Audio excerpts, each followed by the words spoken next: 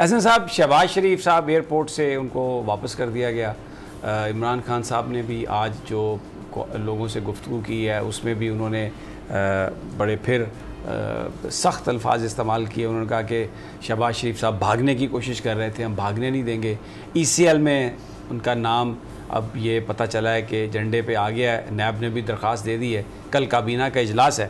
ایک نئی سچویشن ہے ان کے لیے، وہ باہر جانا چاہتے تھے. اب آپ کی جماعت کی کیا حکمت عملی؟ ڈر کیا ہے شہباز شریف صاحب سے آخر؟ ہاں، یہ وہ ہمیں بھی نہیں سمجھ. لیکن دیکھیں، میں سمجھتا ہوں کہ جو عمران خان صاحب ہیں یہ فوبک ہو گئے ہیں. ان کو نواز شریف فوبیا ہے، ان کو شہباز شریف فوبیا ہے، ان کو مسلم لیگ نون فوبیا ہے. دیکھیے 3 سال ضائع کر چکے ہیں، اور آج بھی جو ان کا بیان ہے کہ میں شریف خاندان کو نہیں چھوڑوں گا، یہ نہیں کہتے کہ میں مہنگائی کو نہیں چھوڑوں گا، یہ نہیں کہتے بے روزگاری کو نہیں چھوڑوں گا، یہ نہیں کہتے کہ میں پاکستان سے دہشت گردی کو نہیں چھوڑوں گا، ختم کروں گا. جو پاکستان کے حقیقی مسائل ہیں ان پر توجہ نہیں. ان کی صبح ہوتی ہے تو یہ شہزاد اکبر صاحب سے یہ پوچھتے ہیں کوئی نیا کیس بنایا، شام ہوتی ہے تو یہ پوچھتے ہیں کہ بھی کسی کو اندر کیا کہ نہیں کیا. آپ اس نیگیٹو مائنڈ سیٹ کے ساتھ حکمرانی نہیں کر سکتے.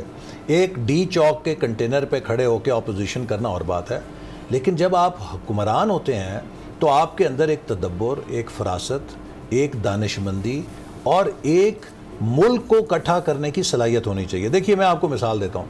2013 میں جب ہم آئے تو ہمارے پاس سپلٹ مینڈیٹ تھا.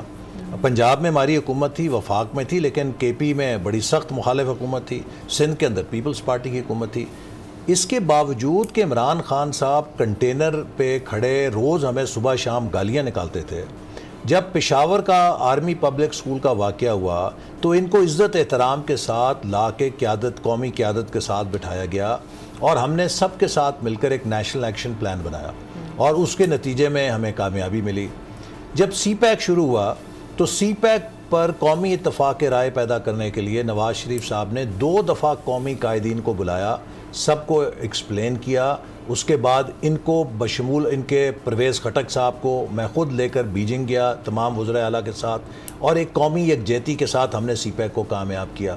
توانائی کی پالیسی تھی، اس کے اوپر ہم نے سب کے ساتھ مل کے کام کیا. اور میں آپ کو یہ چیلنج کرتا ہوں کہ آج پرویز خٹک صاحب کو بلائیں اور انہیں پوچھیں کہ ہماری حکومت میں ان کو ہم نے کتنی عزت دی ہے. وہ کہیں گے مجھے بحیثیت وزیر اعلیٰ میں ان کو گالیاں بھی نکالتا تھا، لیکن جب منسٹری میں آتا تھا تو مجھے عزت ملتی